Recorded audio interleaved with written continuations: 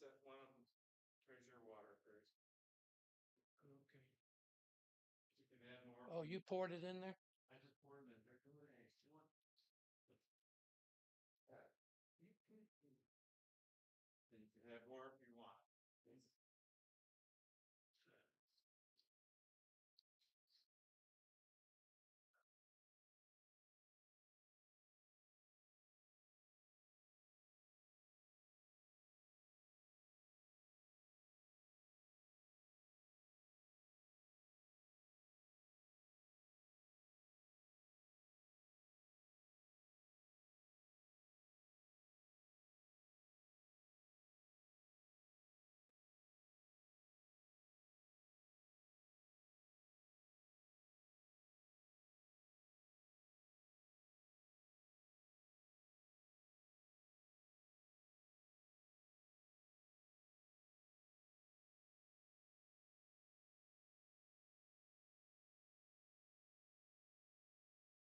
Well, Spencer, you were the first to sign up, so I'm going to let you go first, okay? You're fine. Or if you go last. But if you No, that go first. okay. So George, having done all of that, it is what it is. They did pull it off last night. They just didn't update the page. Oh, so there is no. So, The recommended water boil was lit last night at night. okay, so we don't need it, so I can take my water back. There you go. Your water. Yep. Okay, good. There you go. Let me take. But you get to keep one. How many signs? Sure. Down. Okay, let's put one sign. Just the one at the water. Testing. We still got 3 or 4 minutes. Well, Are you tired?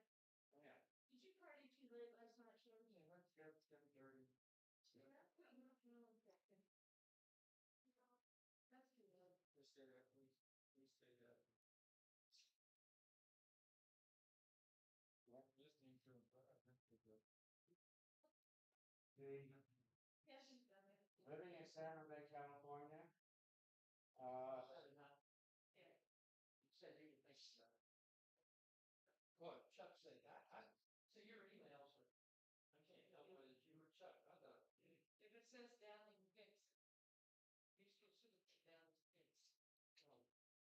So, roughly a decade ago, living in San Jose, California, we had a midnight in Moscow party. Okay, so it turned out that there was exactly 12-hour difference between San Jose and Pacific time in Moscow. Russia. So we celebrated the New Year at noon, local time. And we had our own, very own Catherine the Great, Yekaterina Bezbukova.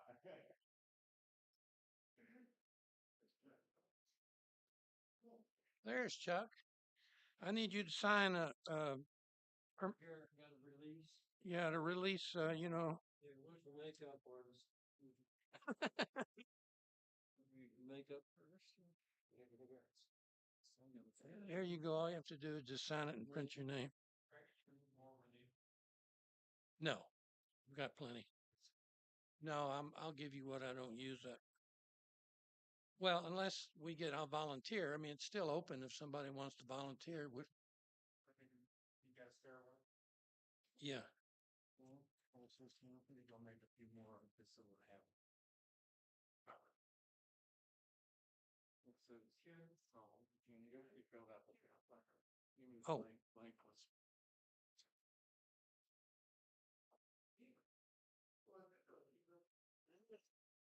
Is it okay to raise this? Raise it? Yeah. Well, sure. No, the shade. Oh. Oh, I don't know about. No, leave the thing down. Carefully moderated all these. Okay, the order of speakers is in the order that I was notified. Spencer will be first, Chuck will be second, then Rita, who hasn't showed up yet but is coming, will be third, Ken will be fourth, and then I'll be fifth. And what I'm going to do is, we got plenty of time because KKFI wants an hour's worth of content. So we're going to allow questions, 1 or 2 questions after each 5-minute presentation. That way we'll fill it in. And instead of waiting till the end when people can't remember what it was that they wanted to ask about. So, all right, I'm going to get started here. Are we ready to go? Okay. Hi there. My name's Craig Volland. I'm a member of the All Souls Unitarian Universalist Forum Committee. Welcome to the All Souls Unitarian Universalist Church Forum. The forum's mission is to afford a platform for the discussion of significant issues, especially those that involve ethical values in the contemporary world, and to promote critical thinking. We've been doing this since 1943, which means this coming year is, 80 years we've been doing this. The first thing is I need for you to silence your cell phones because this program is reproduced on KKFI Community Radio about 10 days afterwards, after the presentation here. This morning we have 5 speakers, and they'll each have 5 minutes or so, where they could take an extra minute if they need it. And then we'll have up to two brief questions after each presentation. And then at the end, if anybody wants to stick around and have discussion, we'll go to another room and do that. So our first speaker is Spencer Graves. Okay, thank you, Craig, and thank you all for coming. Uh, Among other things, I am the president of Friends of Community Media, FCM. One of our members, Terry Wilkie, recently suggested we organize a Kansas City local news conference patterned roughly after the 2018 Kicking the Coke Habit, that's KOCH Habit conference, organized by Bill Claus, Judy Ansel, and others with the News and Public Affairs Committee at KKFI. And in fact, I think that one of my most important tasks at the moment is to collect feedback from different people about whether uh, they would support such a conference and invite comments that could help us decide whether to do something like this. And if so, what should we do? How should it be structured? When and where? So my thought so far is that if we do this, the conference should include 3 types of sessions: by local news outlets, by national and international experts, and by local organizations, the latter of which can describe deficiencies they perceive in existing local news, as well as existing coverage they like.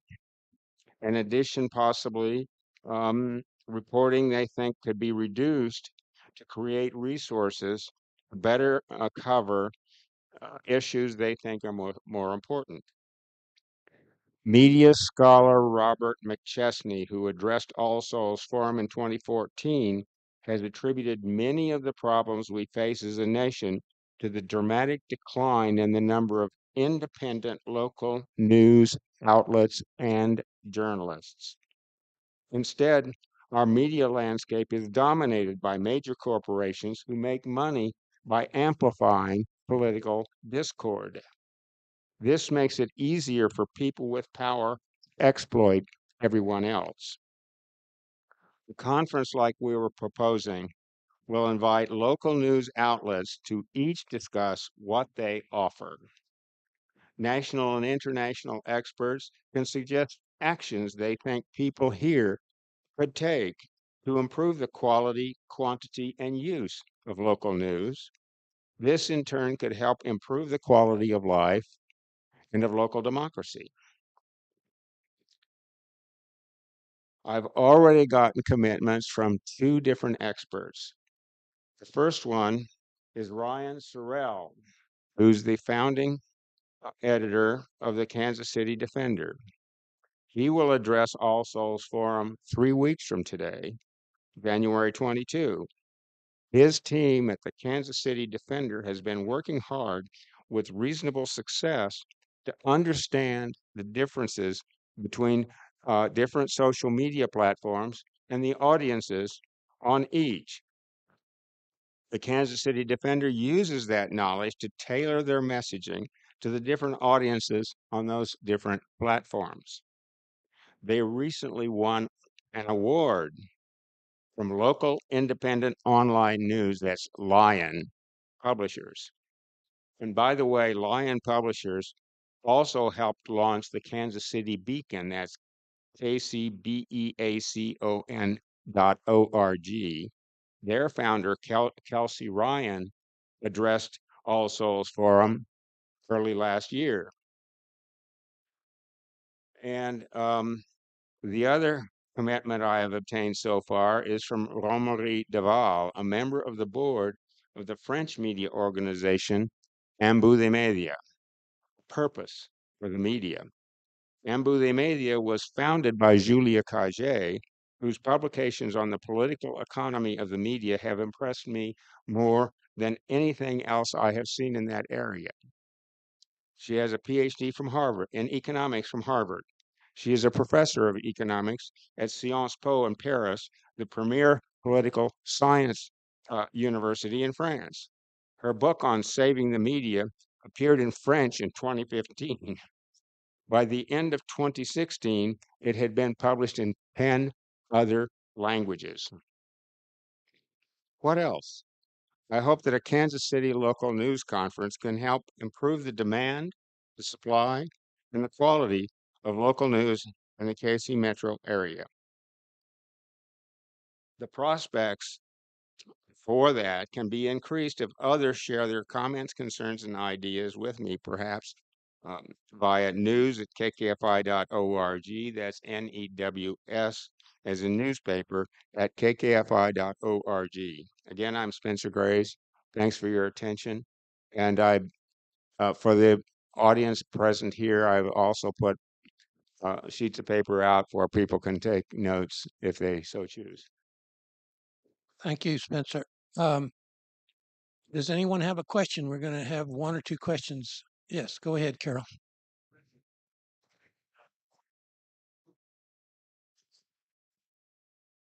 Yes, I just want to know how you see, or if you've made connections with things like the Shawnee Mission Post and what was the other one I was thinking of?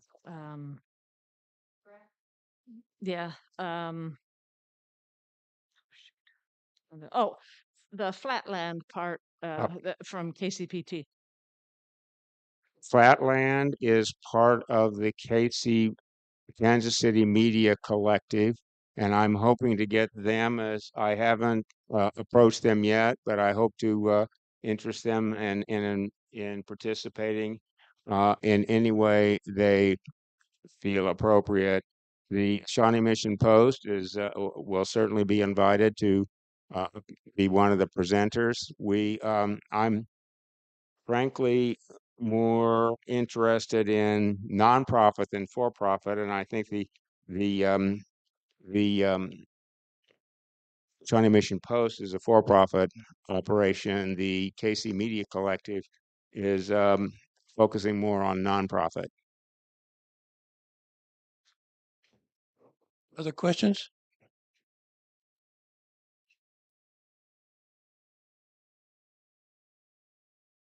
I also wonder whether you have approached KCUR because they do have a news department, and they frequently mention that some of their programming is like the most listened to.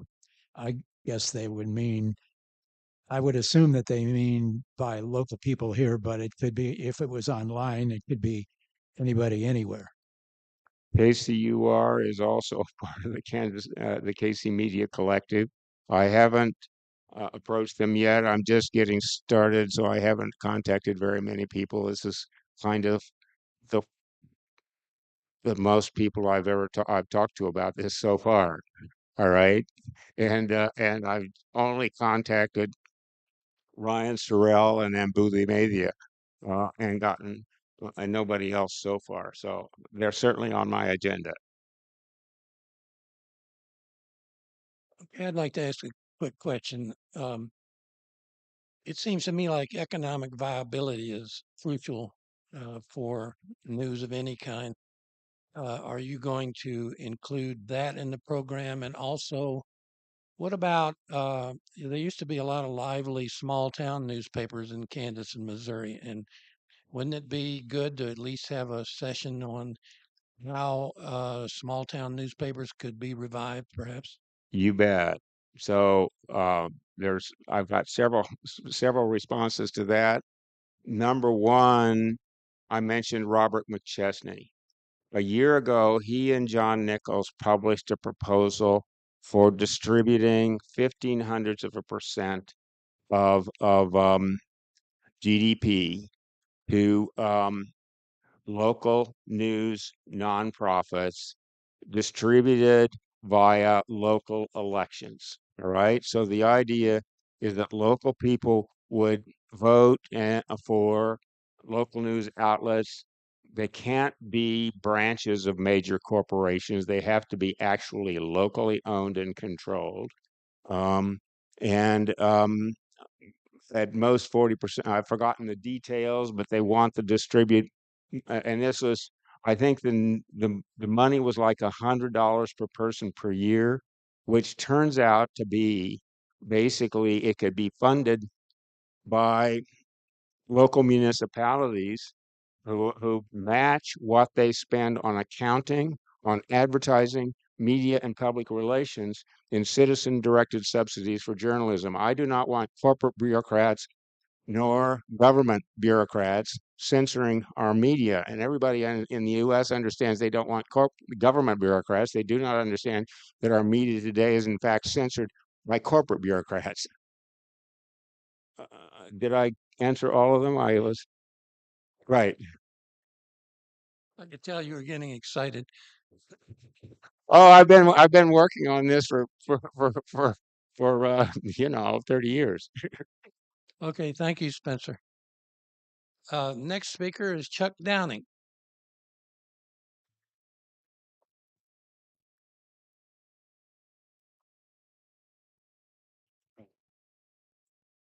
How's that? Thank you. Good morning. Um, I want to talk this morning about greening the lawn.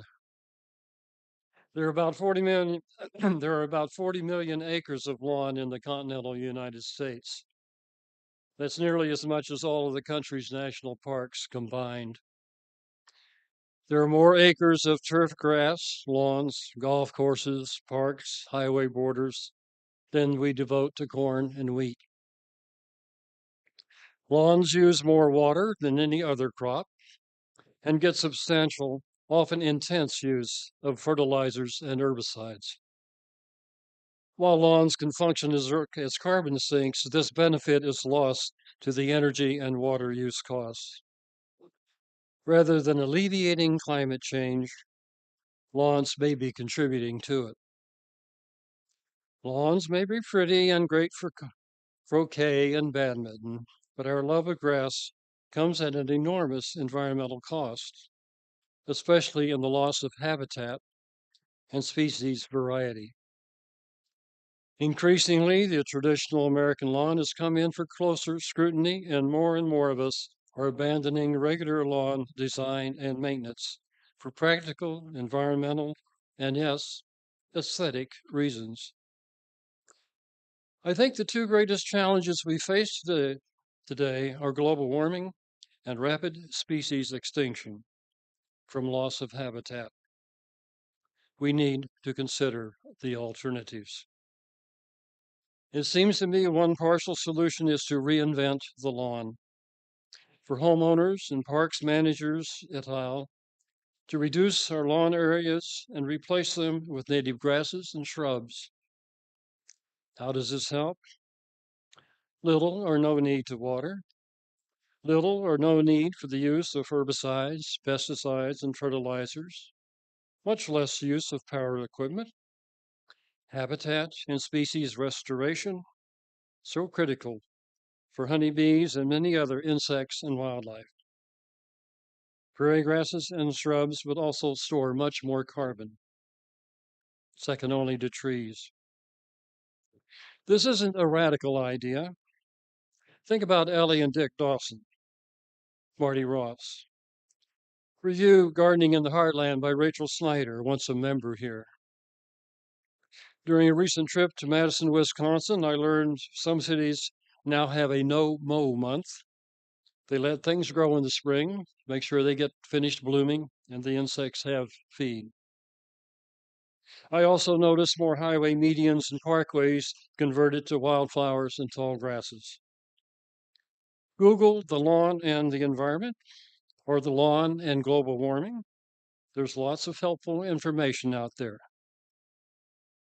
I'm happy to say that to some extent we've gradually been doing this at All Souls for the last 20 years. I thank Don Lyons for complaining about how hard it was to mow the east side. It got me to thinking about other ways of doing things. We have added a wide variety of native shrubs, over 30 and many different wildflowers. Our labyrinth is becoming an herb garden bordered by native shrubs and wildflowers. Happy consequences for us at All Souls, minimal use of herbicides. Maintenance tasks are much more varied, interesting, and enjoyable. We've done some rewilding. I'm seeing lizards, dragonflies, more bird nests, and some very interesting bees and wasps. And we've created a great opportunity for ourselves and our children to learn and explore. So to see some other possibilities, visit the Anita Gordon Center at 48th and Truce, or the Westwood neighborhoods near 47th and State Line. So there are plenty of low maintenance alternatives to turf grass. For more information, Google Earth Easy, Grow Native, and Missouri Wildflowers Nursery. Check out the native plants available at your local nurseries. To summarize, reducing the size of our conventional grass lawns can benefit the environment while saving us time, energy, and expense, and the result need not be a loss in aesthetic appeal. But don't think effort isn't required. It's just a different kind of possibly less time, but much closer to gardening than maintenance.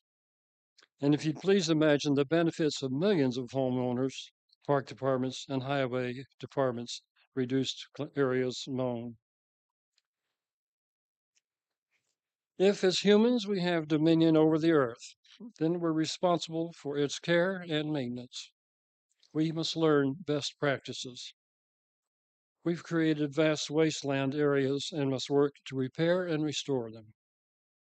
We leap at the notion of greening our buildings. Why not green our lawns? Thank you.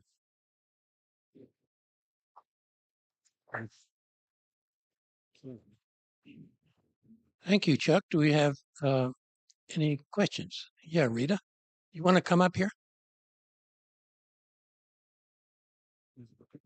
Oh, shout it out. This is really just a comment. Few of you have seen my front yard. I want to say none of the neighborhood, which is pretty conventional with a lot of green, large lawns that get mowed and cut and watered daily, drives me crazy. My yard is two effectively abandoned rain gardens. Nobody has complained about them. Yay. I've had a couple of passers-by who said, "What's going on here?" And I just point to our signs and hand them I've got a brochure by the sidewalk over here. And they look at that, oh, okay. And I was very happy. Wald Wells came up one day and said, well, somebody was walking by and they sort of like looked at it and said, hey, this is pretty neat. And he gave us $100. You know, it's had really positive results here. A couple of members of the church have fussed about it, but not very long. And once I talk about why we're doing what we're doing over there, it works fine. So, thank you. Hang on, Chuck. Any other questions? Well, I just want to make a semi-question comment that I recently moved to a suburban like neighborhood, and I was thinking when I was going over there, this was going to be a lot quieter than I was because I was only a quarter mile from I-70. And what I found out was it was the noisiest place I've ever been. And all these people were when I was a kid, I used to push a mower.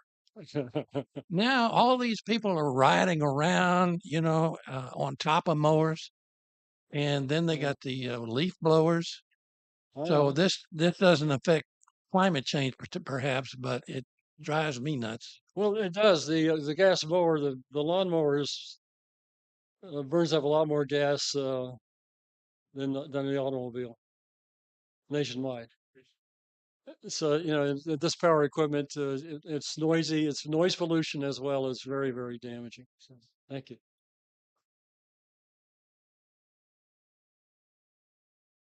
Our next speaker is Rita Norton.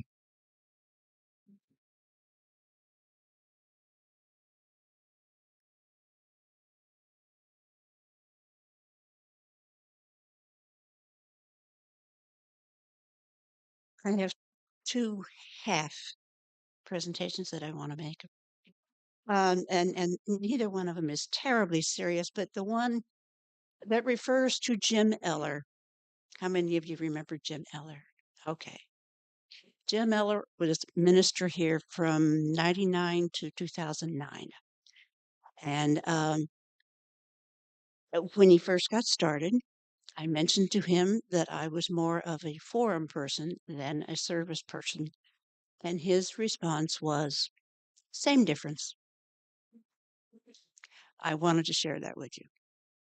Just the same thing. We are a different kind of worship. And my second comment, I'm not going to use my whole 5 minutes probably. My second comment was inspired this morning by the lack of Aisha Roscoe on KCUR. Almost said KKFI because that's what I usually listen to. Aisha Roscoe. You haven't, some of you have heard her. This woman is incredible. She's the primary newscaster on the weekend for All Things Considered. No, morning edition. Thank you. Morning edition. And she's terrific. I wanted to tell you how I met her back in the 1990s. I was a teacher. I got to school at the regular time, and there were 3 junior boys waiting for me at the door of my classroom, excited to show me something that they had found on the internet. We had television sets. So we went in and they introduced me, and this would have been in the 90s, to a young lady who was the most incredible personality um, doing an internet thing. I don't know what it was. I don't know that much even still about the internet. Anyway, it was Aisha Roscoe. In the 1990s, the most bubbly, articulate 12-year-old, I think. That's what I saw her as, a 12-year-old that I had ever seen. So for those of you who listen to KCUR, Aisha Roscoe has been around for a long time, and apparently she is following up on her childhood dreams. How many of you know her? Okay, that's the happy part. No, I did both parts already. I'm through.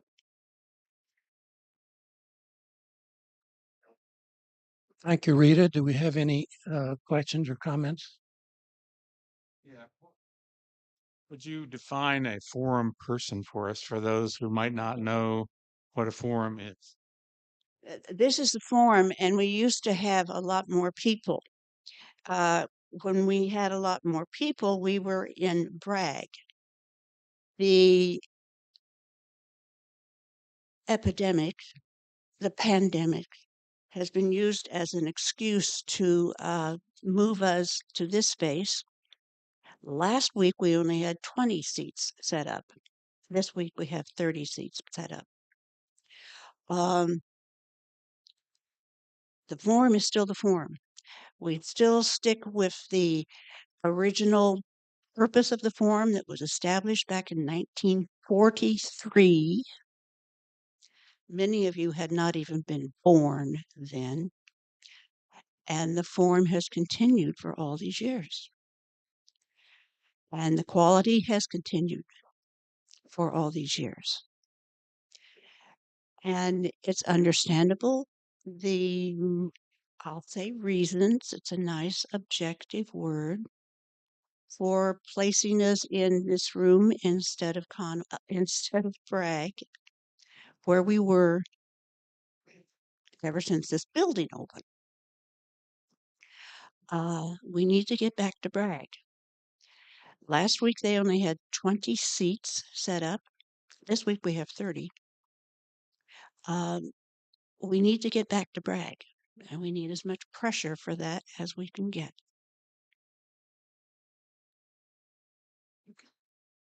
Thank you, Rita. Our next speaker is Ken Smits.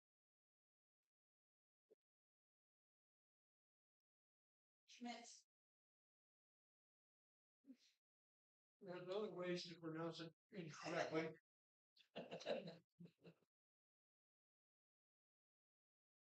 What I want to talk about primarily is a presentation, a special. It was broadcast December 27th of this month, or last month.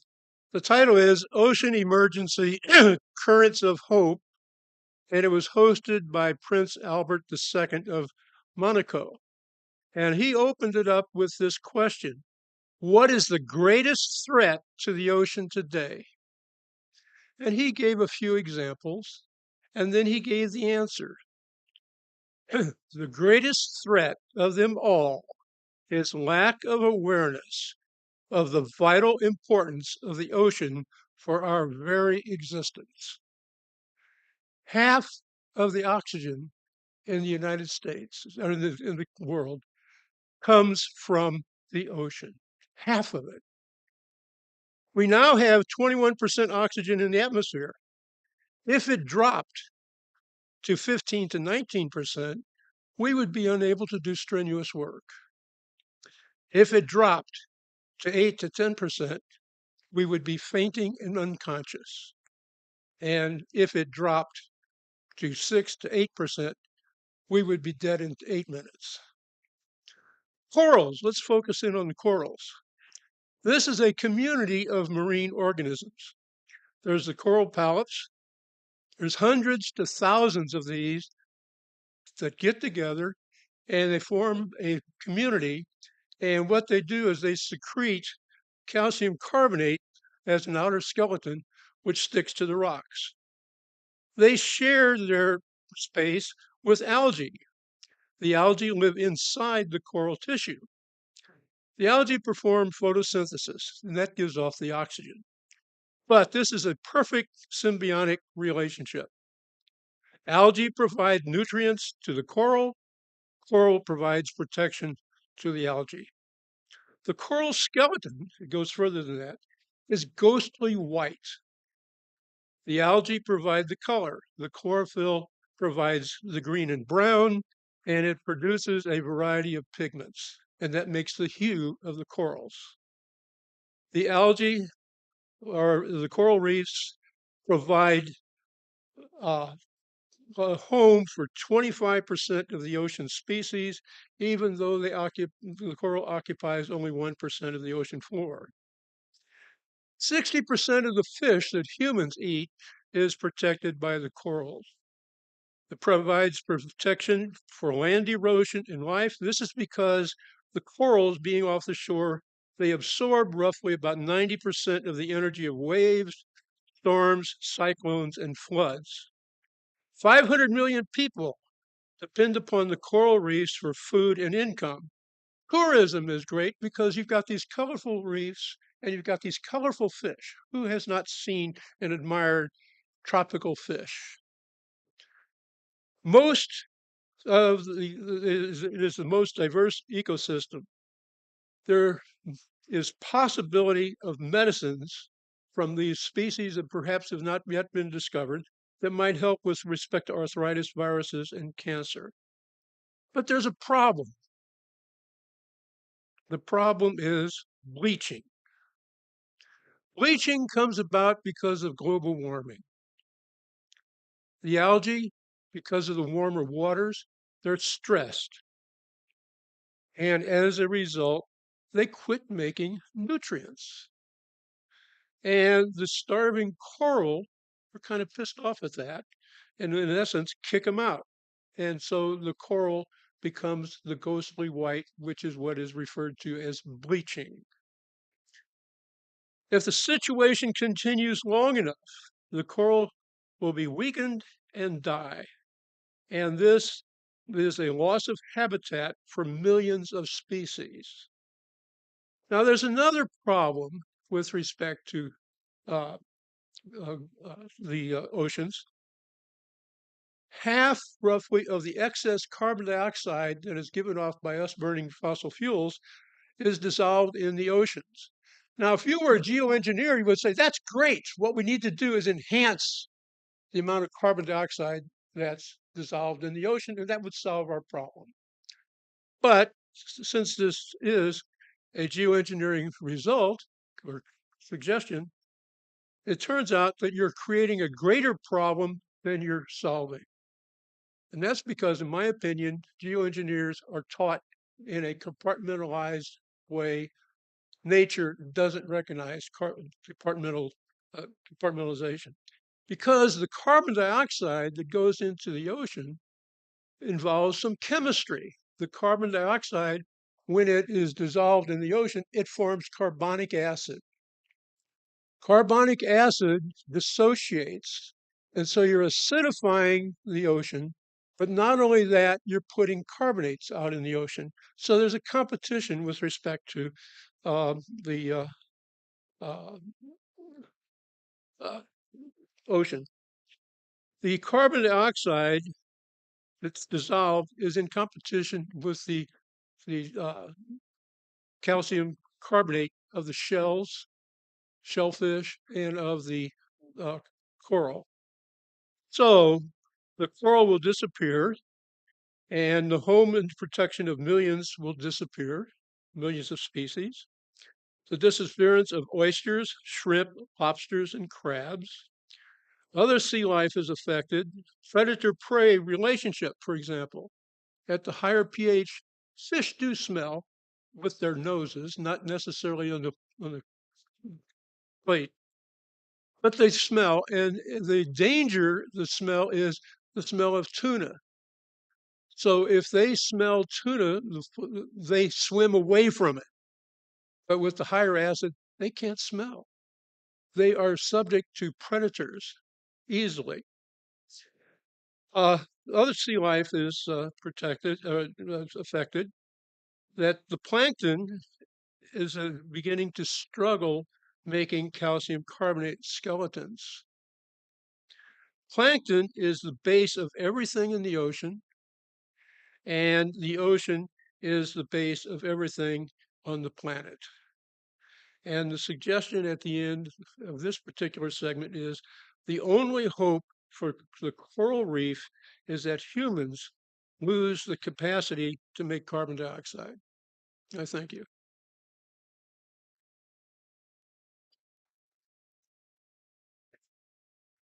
Do we have questions? Yes, Carol.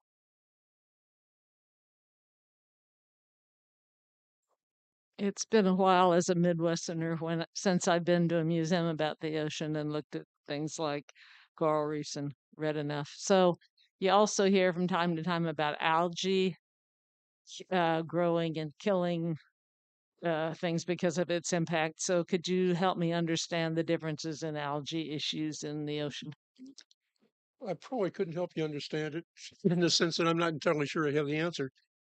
You can have basically an overgrowth of things which chews up the nutrients, and which makes a dead spot in the ocean, and that can kill things. Just the fact that you're using up the material. And there are dead spots because of other things that are being used up, nutrients.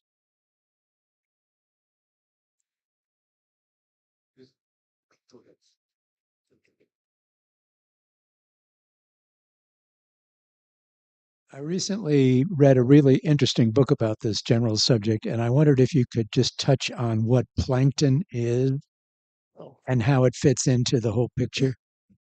Well, that's curious. Plankton is a generic word. It involves almost everything, um, of which is little tiny, like shrimp, among algae and other things like that. So, but the plankton is everything in the ocean. It's plankton is everywhere, and it's the bottom of the food chain. And so fish will eat the plankton, and the other fish will eat those fish, and so on. But it's basically some of the plankton will have the chlorophyll, which will do the making the oxygen. But it's just a little dust, if you want to call it that, floating around in the ocean everywhere. They don't swim. They are subject to the motion and the currents of the ocean. There's one form, and I forget the name of it. It can swim up and down, but outside of that, they're subject to the motion of the waters as to where they go.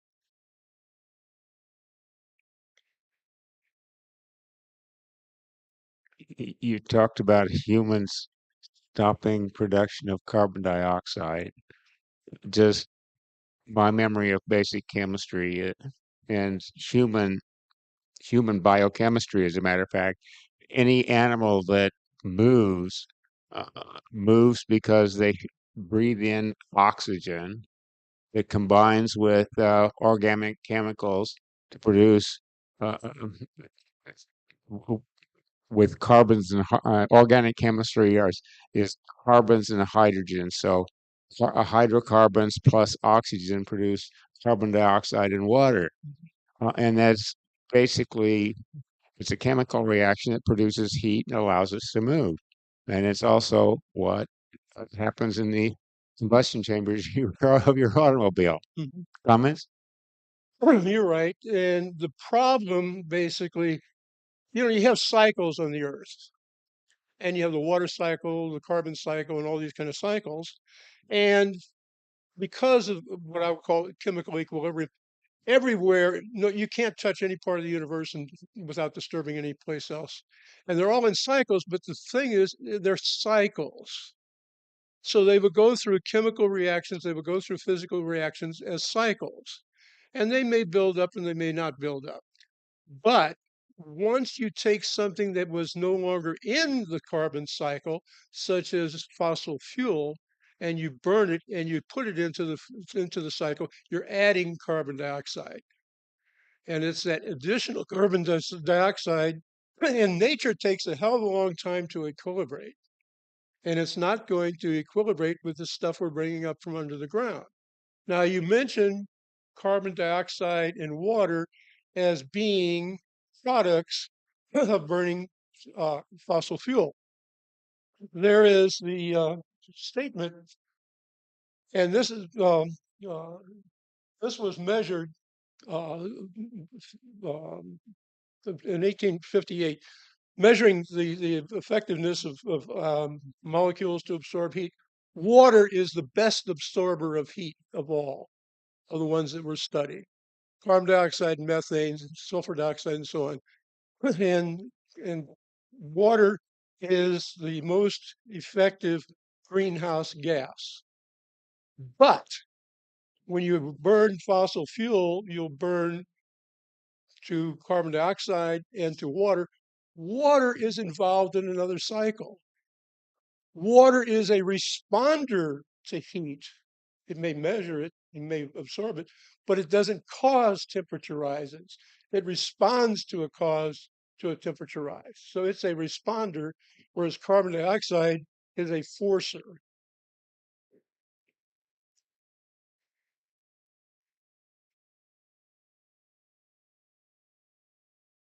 Any further questions or comments for Ken? Can I make one last comment? Sir, go ahead. This is an entirely different subject, but it has to do, in essence, with CAFOs. It's permitted. It's permitted. Okay. And I wanted to make, originally, I wanted to make a connection with your talk a couple of weeks ago, but now I can't. Especially for this. Oh. And any questions you have, you can ask Craig. How many people have gone? How many have you gone to aquariums? How many people have marveled at the display of tropical fish? You think it's wonderful, right? Do you know how they capture the tropical fish? They don't take a fish net and swim around and try and catch it. They spray them with cyanide. Fish need at least 1 milligram per ml of oxygen. So it's relatively low, and the cyanide basically knocks them out, provided they survive. And then they just swim along the floor and pick them up and put them in a bag. That's how your tropical fish are caught. And what about goldfish? Did you have any goldfish when you were young as pets? Guppies, okay, probably the same thing.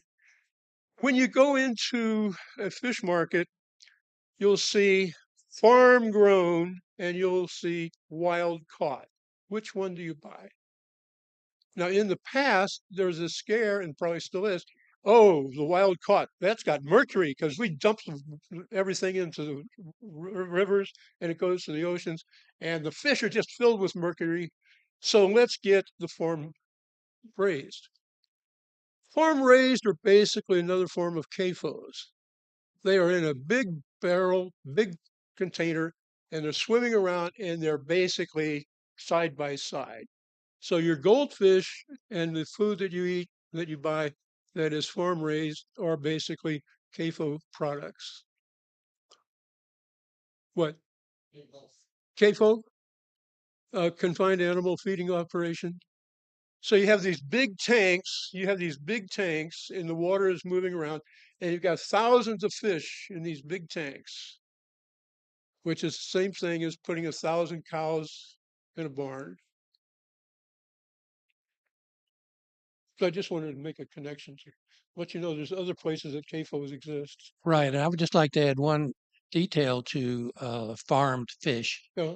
is just like in farmed animals that we eat, they have to add antibiotics Yes. to keep them alive, Exactly right. which then creates the possibility of antibiotic resistant bacteria that we are exposed to. So it's Yeah. it all, we shouldn't be combined. Any epidemiologist will tell you you should never combine huge numbers of the same species together in an enclosed space because it doesn't work. Yeah. Yeah. Thank you. Great. Any other questions? Okay. Thank Thank you. you for your attention. All right. And now I'm going to introduce our next speaker, who is myself. Yes. Very good. Craig Volland, right.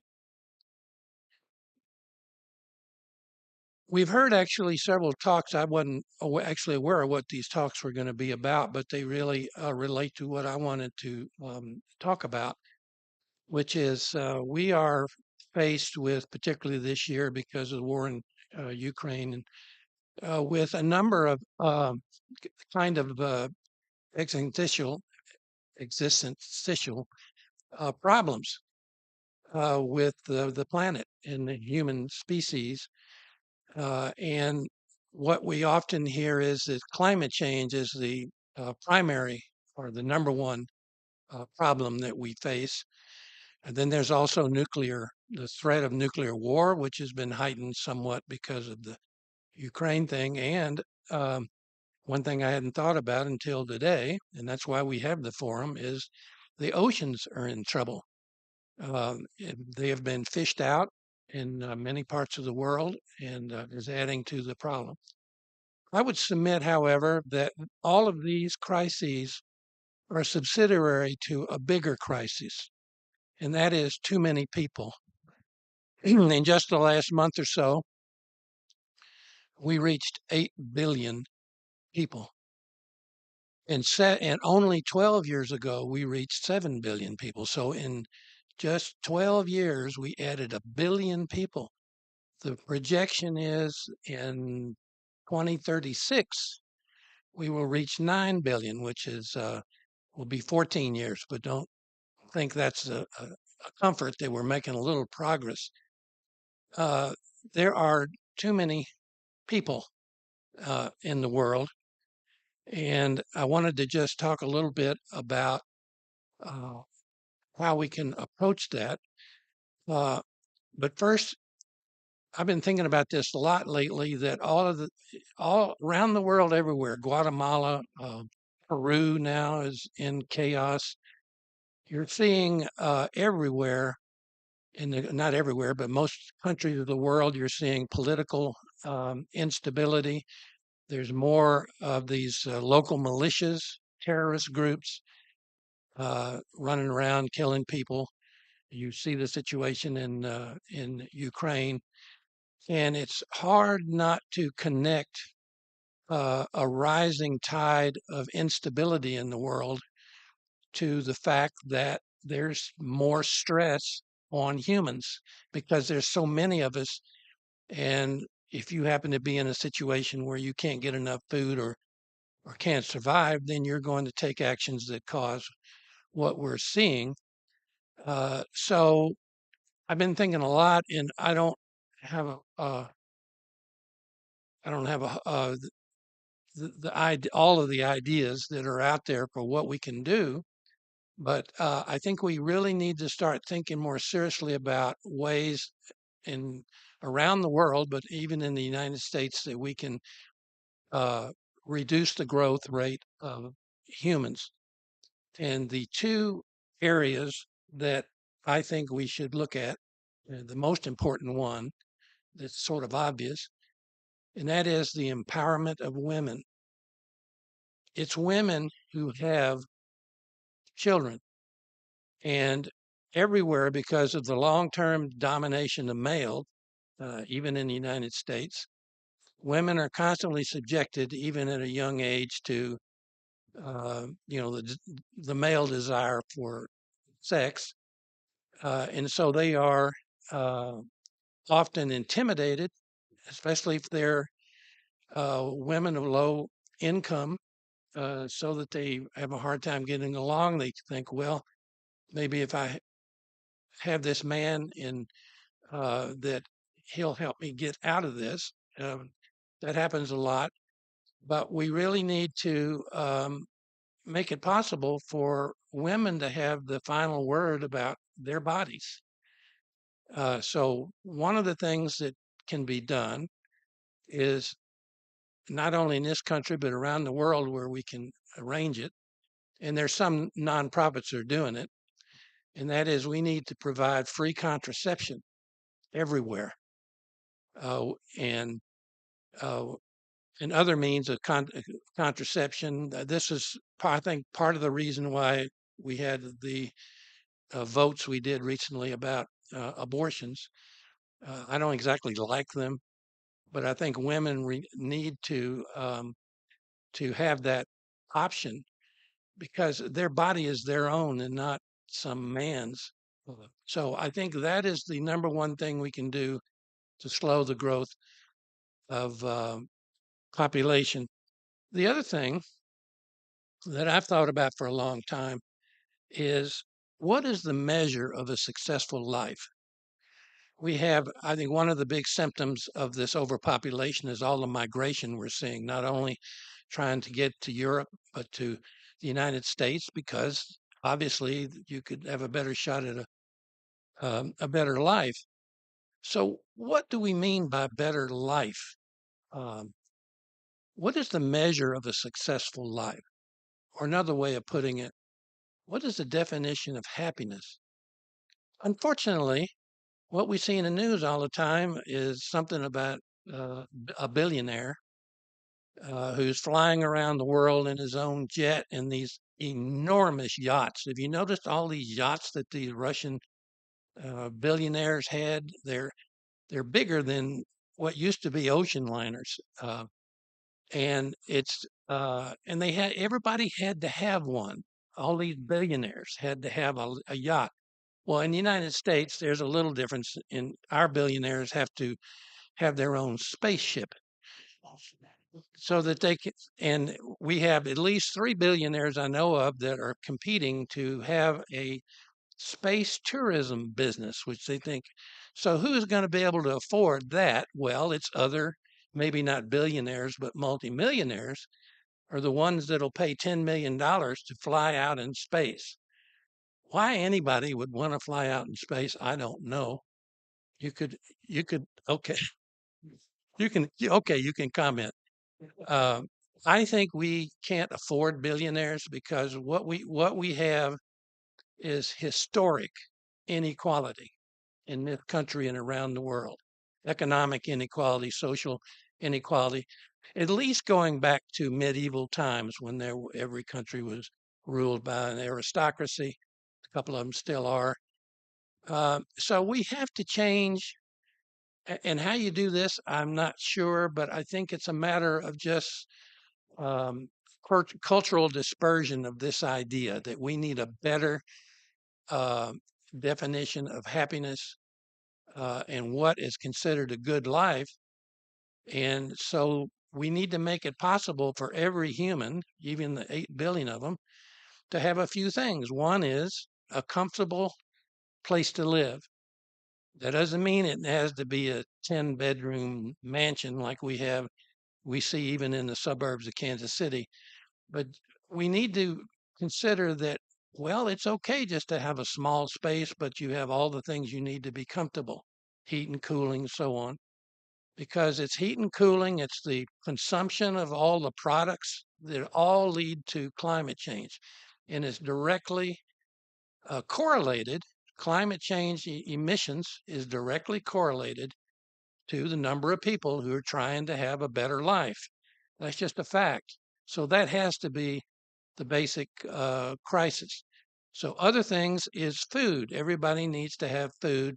So we really need to establish a human right to food. But the trouble is, we need to also encourage people to grow a lot more of their own food in gardens or wherever, so that we're not shipping food all around the world. It makes no sense to ship food 10,000 miles when you can produce the same here, like we're producing meat all around the country. You have to freeze it to do that. So, what we need is an attitude that you can be happy with just uh, being in a community with people, learning how to get along with people, quit fighting over stuff that's not particularly important.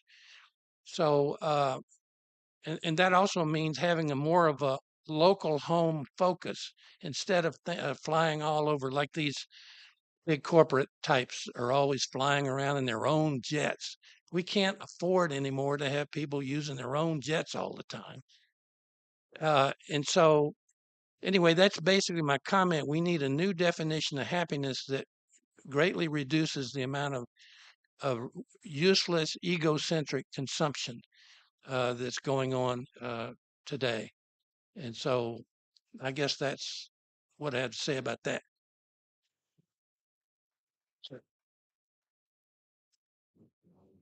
Are is there another speaker or No, I'm the last speaker that I know of. well, I'm gonna then offer a commentary and connect that to my talk because I've came to the conclusion years ago that um, that the primary driver and a primary obstacle to improvement on every substantive issue facing humanity is structure of the media and the control of the media, especially to benefit the economic elites. Um, and and it's like we've cut the budget for education, for higher education and lower and for poor people as well because we quote cannot afford it. This connects to the talk I gave at the forum several months ago about the social construction of crime and what we can do about it. The incarceration rate in the United States was stable for 50 years from 1925 to 1975 at 10% of at a tenth of a percent of the U.S. population, and then it shot up by a factor of 5 in the next 25 years. So it's stable for 50 years, and then it shot up for 25, increased by 25 years. Now it's been flat since the year 2000. And the leading criminologists that I've seen uh, say that that's primarily due to a change in the ownership and management of the mainstream commercial broadcasters to fire nearly all of the investigative journalists and replace them with the police blotter. So people thought that crime was out of control when there had been no substantive change in crime. All right. The incarceration rate is and I think the budget for law enforcement in general is a function of people's perception of crime, which is in fact uncorrelated with crime itself. All right. And it goes on to everything else. I have an acquaintance who's very staunch pro-life. And I said to her recently that I'm pro-life and pro-choice. And pro-life means to me 100% public funding for quality childcare from uh, age from pregnancy through age 17. And so, but that gets to the structure of the media also, because when the media are reporting on the police blotter, they are not reporting on all the favors that the big money interests get from government. Your comment? Well, that's a lot. A lot. Well, I think there's no question that there's been a huge concentration of the media. Whenever you concentrate the media and you don't have diversity of sources, you're going to get. There's also no question that the stories you see are the ones that will get you the most excited and keep you there to look at the advertisers. So I agree. The media is some media are better than others. I mean, I like the New York Times, for example, but and also I think the Kansas City Star has done is actually doing a better job recently with some of their investigations. So I think we have some hope there. George, yeah. Yeah, before I take up the collection, you can get your wallets out. The point I'd like to make about your comment, your assessment is what I call corporate thinking, and that we've in this country we've had a good example of a con man claiming to be a big businessman. So that in the media and in the population, that defines him as smarter than the rest of us. And in corporations, we have people who are advanced in management, and they already assume that they know more than everybody else. And so we have these billionaires that have the desire to have these jets and these space capsules and stuff, and they also assume they are smarter than everybody else. And I think what my thought is that, and question is it not really how we define intelligence and how we uh, define circumspect behavior? So. Right. Well, thank you for that comment. Intelligence, that's actually an all nother subject because if any of you remember, if you ever took an intelligence test, it has it's a mechanical test. It has almost nothing to do with culture and sociology or getting along with people or anything else. So that's the trouble. We get a lot of people that are good at mechanically manipulating things and pressing the right button, but they aren't people that can look at the bigger problem of people getting along. And the last thing I'll say about that is if you wanted to point to one cause to the reason these populists are appearing everywhere in the world and in this country, it's called grievance. If everybody has a grievance, why is that? Well, it's connected to economic and social inequality that we have come to in this country. So to get rid of that grievance, We need to think of totally new ways to get along and where we want to get, which is a better definition of happiness. I just want to say I'm reminded of a comment my father would make about a certain person was he had too much, he was too smart to have any sense. Very good. I think, yeah, go ahead. I think we're almost there, but we got time for one more quick question or comment. Question is a comment with respect to reporters. In 1919, when Eddington measured the bending of light, he had a press conference in London. And I think it was the New York Times did not have a science reporter in London. So they sent their sports reporter for this conference with meeting with Eddington. And he got cold feet, the sports reporter, and he decided not to go. But then at the last minute, he did. But the door was closed. He couldn't get there. So what happened was all of these other reporters had headlines like Einstein overthrows Newton. Well, the sports reporter had a private audience with Eddington. And he came out basically with the correct headline. Eddington did not, the bending of light, Einstein's theory, did not overthrow Newton, but it supplemented Newton. Newton was still a theory which is valid. It was not overthrown. So there's an instance where there's somebody who knows absolutely nothing about the field, but it's a personal interaction with the person being interviewed. Right. That's very good. You'll forgive me for 30 seconds. 30 seconds, exactly right. Maybe even less.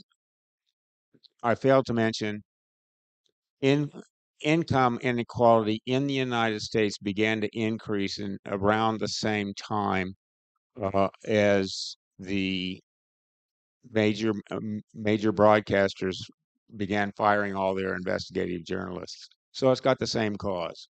Thank you. And now, just before we close, I'm going to tell you about next week. Mike Marcus, he's the community engagement coordinator of Reconciliation Services. And he's going to talk about the psychological distance through reconciliation, which also fits what we're talking about. So thank you very much for coming to the forum.